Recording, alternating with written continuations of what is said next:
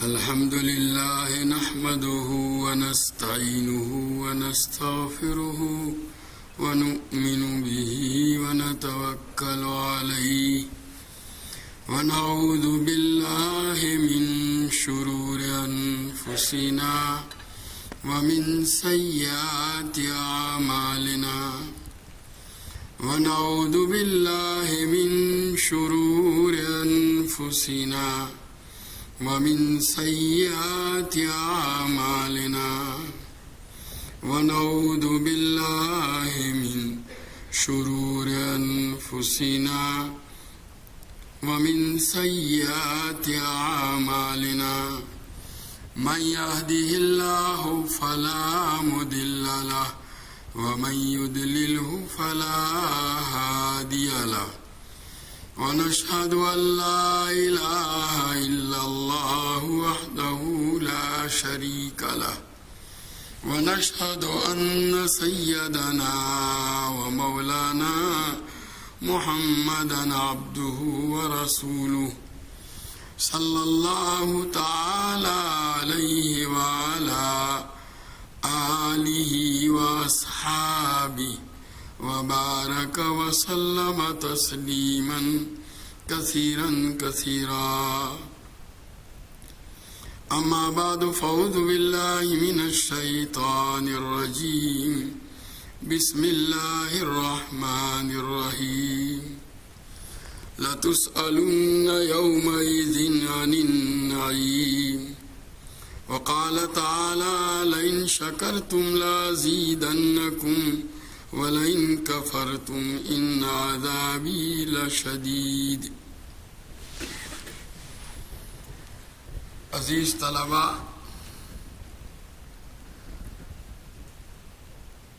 قرآن پاک میں اللہ تبارک و تعالی جگہ جگہ اپنی نعمتوں کا تذکرہ فرما کر انسانوں کو ان نعمتوں کے حق کی ادائیگی کی طرف متوجہ فرماتے ہیں،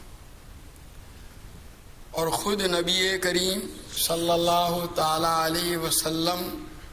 کی جو تربیت تھی وہ بھی اسی انداز پر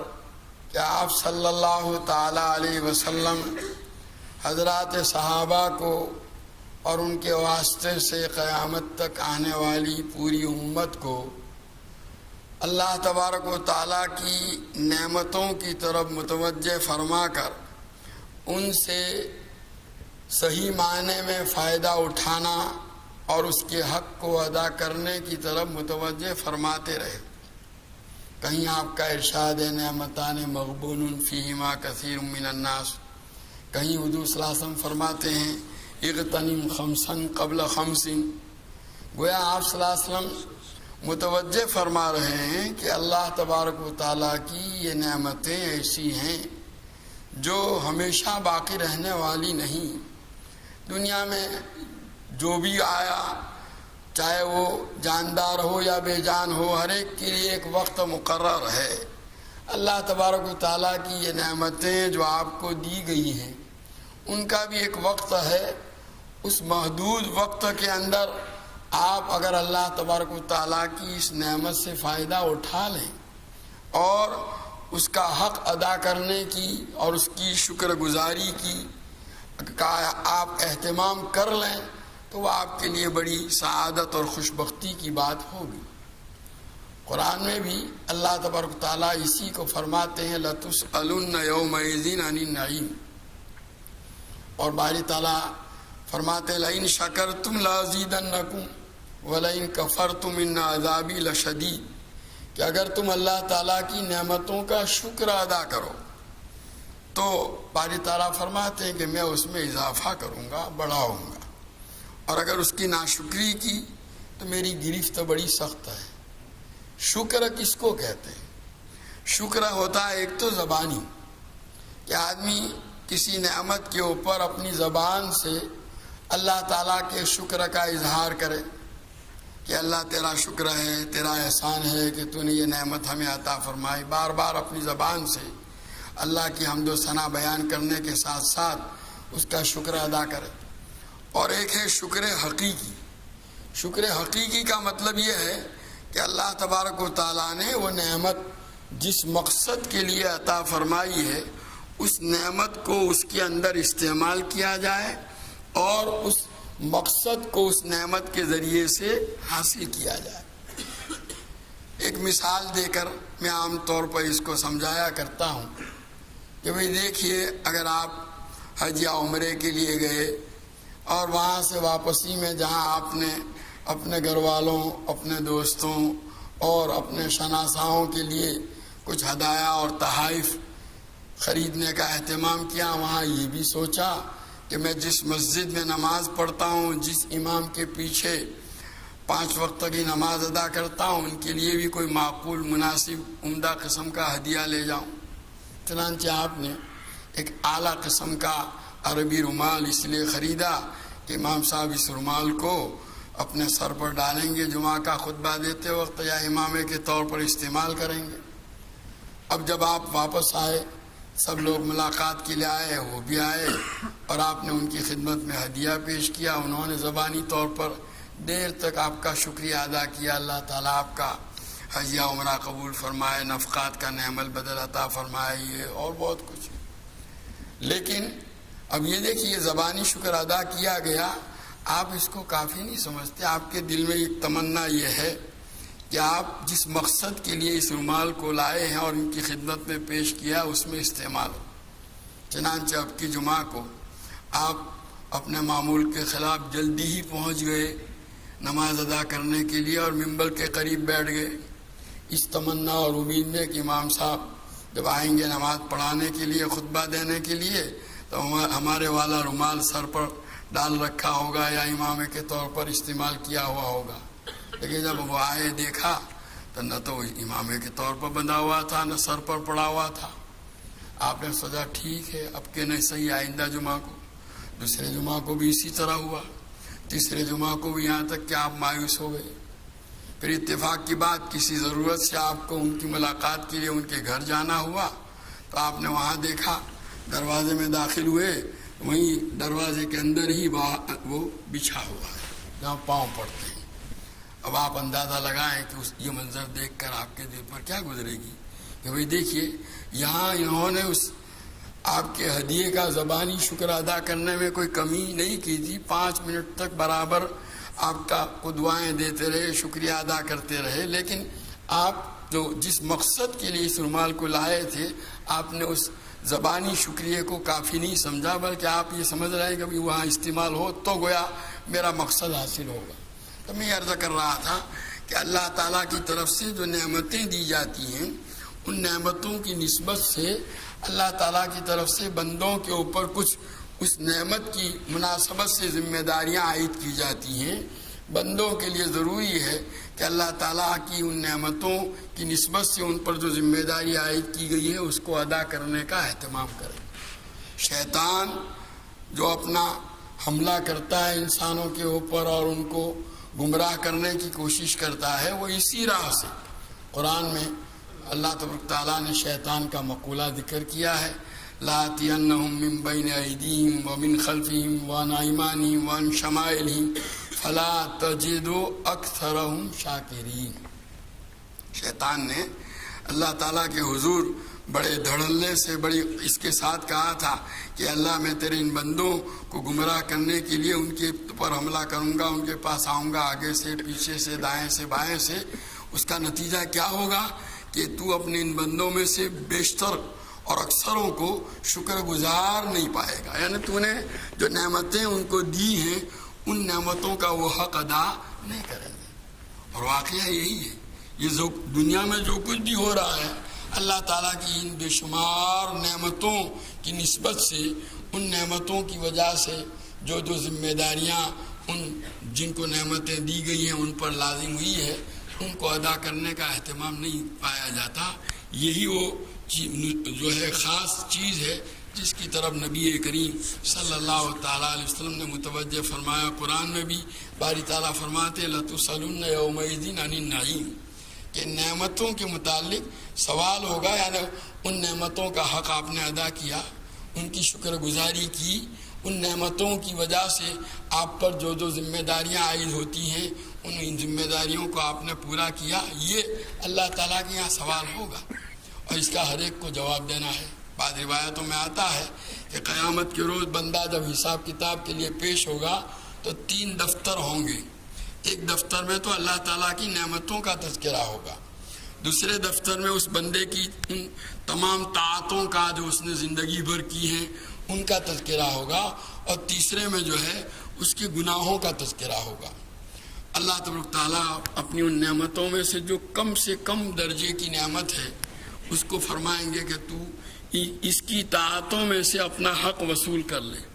چنانچہ وہ نعمت آگے بڑھے گی اور اس کی ساری طاعتوں کو سمیٹ کر ایک طرف کھڑی ہو جائے گی۔ باری تعالیٰ پوچھیں گے کیا بات ہے؟ کہا میں نے اس کی ساری عبادتیں لے لی تو بھی میرا حق ادا نہیں ہوا، اب دوسری نعمتیں تو ابھی جو کی تم باقی ہیں، اور ابھی گناہ سامنے۔ بندہ یہ منظر دیکھ کر کے گھبرا جائے گا کہ اب تو میں ہلاک ہو گیا، لیکن اللہ تبارک تعالیٰ جس کے ساتھ فضل کا معاملہ کرنا چاہیں گے اس کو فرمائیں گے کہ میں نے اپنی نعمتیں معاف کر دی، یعنی ان کا حساب تجھ سے نہیں لیتا، تیری طاعتوں کو قبول کر لیا اور تیرے گناہوں کو بھی معاف کر دیا۔ بہرحال میں یہ عرض کرنا چاہتا ہوں کہ اللہ کی ایک ایک نعمت چاہے وہ چھوٹی سے چھوٹی ہو وہ ایسی ہے کہ ہماری زندگی بھر کی عبادتیں اور زندگی بھر کے اعمال اس کا حق ادا نہیں کر سکتے، اس کا معاوضہ نہیں بن سکتے۔ اس لیے اللہ تعالیٰ نے ہمیں ان نعمتوں کی نسبت سے ہم کو جن چیزوں کا پابند کیا ہے ضرورت ہے کہ اس کی طرف توجہ کی جائے۔ آپ حضرات طلباء جو ہیں، اللہ تبارک تعالیٰ کا کتنا بڑا احسان ہے کہ آپ جس خاندان سے یا جس گھرانے سے تعلق رکھتے ہیں، جس بستی سے اور وہاں سے یہاں پڑھنے کے لیے آئے ہیں، آپ کے اس گھرانے میں، اس خاندان میں، اس برادری میں آپ کے ہم عمر اور بھی بہت سارے بچے تھے۔ اللہ تبارک تعالیٰ نے ان میں سے انتخاب فرما کر کے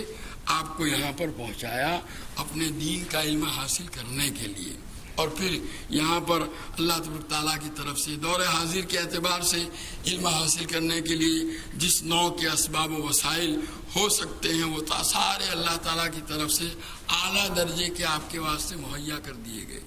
اب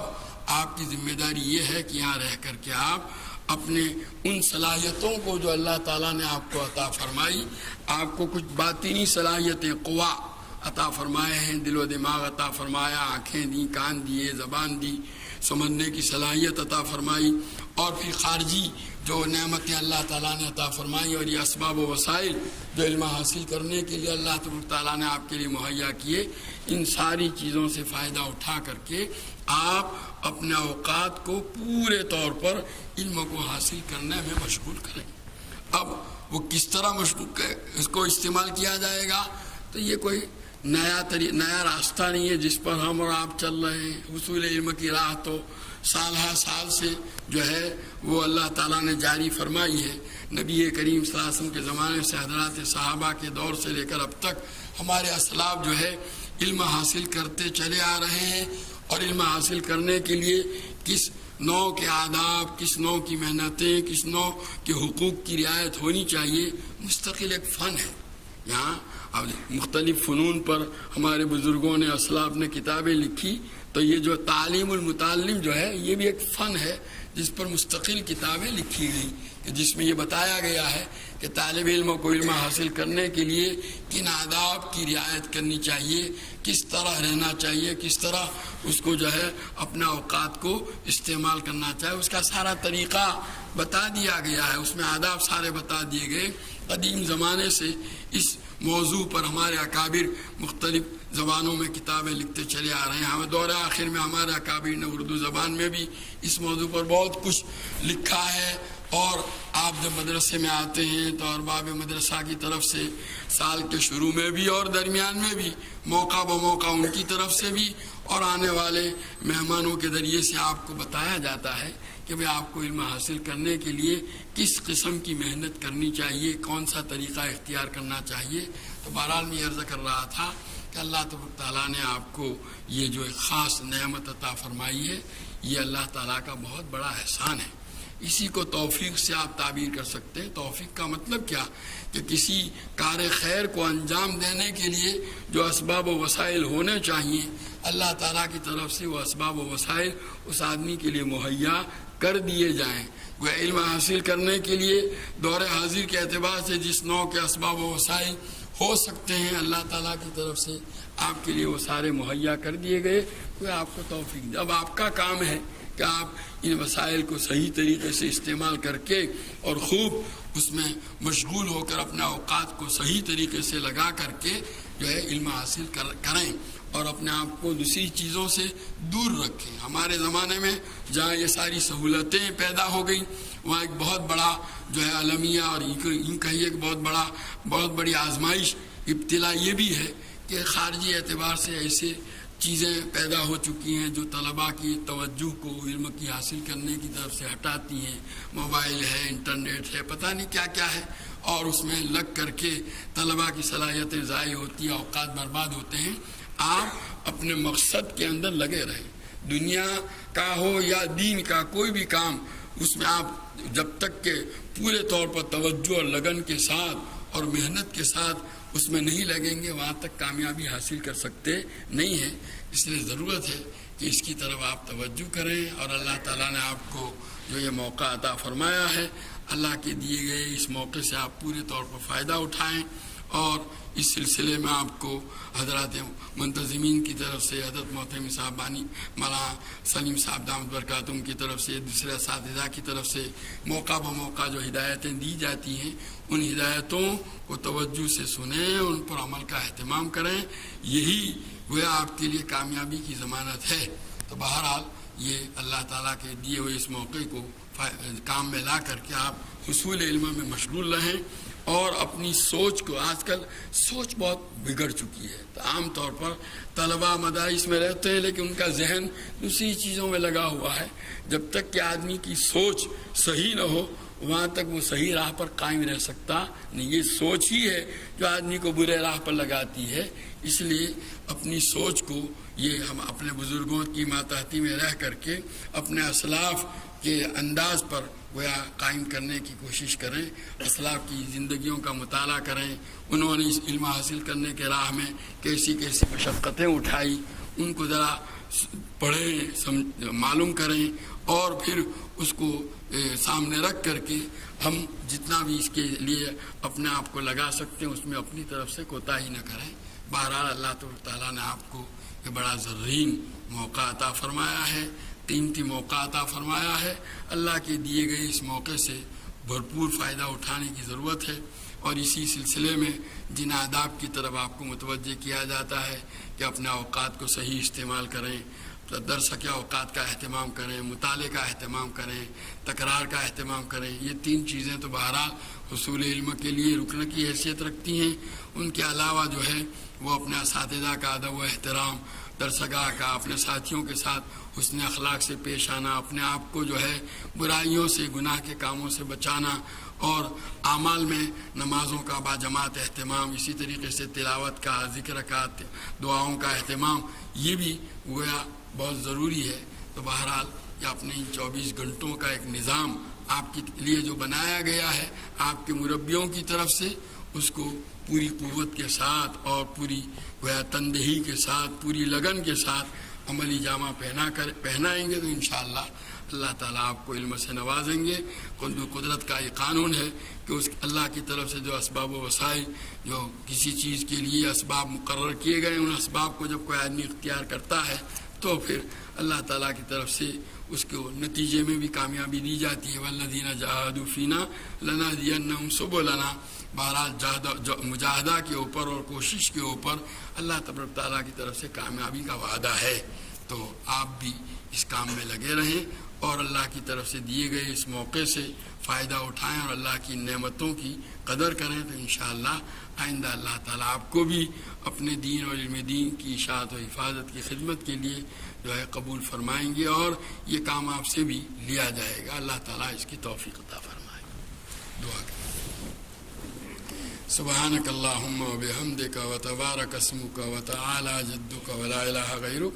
لا الہ الا اللہ الاحد الصمد الذی لم یلد ولم یولد ولم یکن له کفوا احد۔ اللہم صلی وسلم و بارک علی سیدنا و مولانا محمد وعلى آل سيدنا ومولانا محمد كما تحب وترضى بعدد ما تحب وترضى. ربنا ظلمنا أنفسنا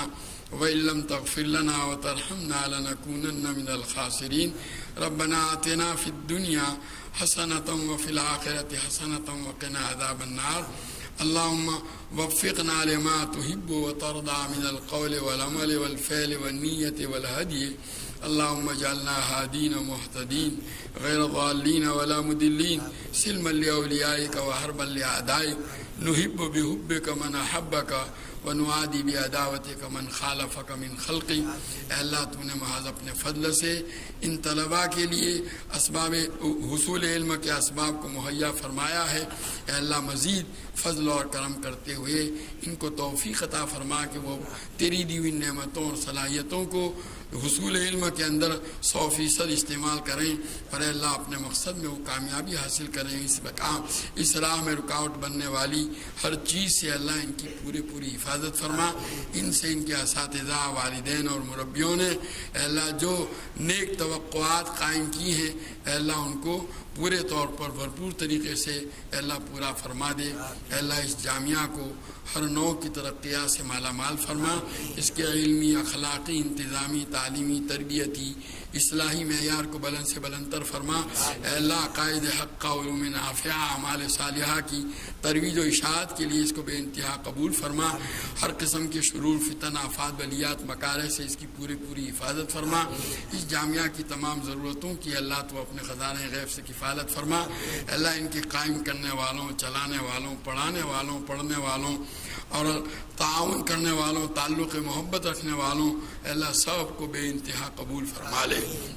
اپنا خصوصی فضل فرما. اے اللہ یہاں موجود ہم تمام کے گناہوں کو معاف فرما. ہمارے بیماروں کو صحت کاملہ عاجلہ مستمرہ عطا فرما. مقروضوں کے قرضوں کے ادائیگی کی شکلیں پیدا فرما. پریشان حالوں کی پریشانیوں کو دور فرما. حاجت مندوں کی حاجتیں پوری فرما. اے اللہ جو جس مصیبت میں گرفتار ہے اس سے نجات عطا فرما. تیرے حبیب پاک صلی اللہ تعالیٰ علیہ وسلم نے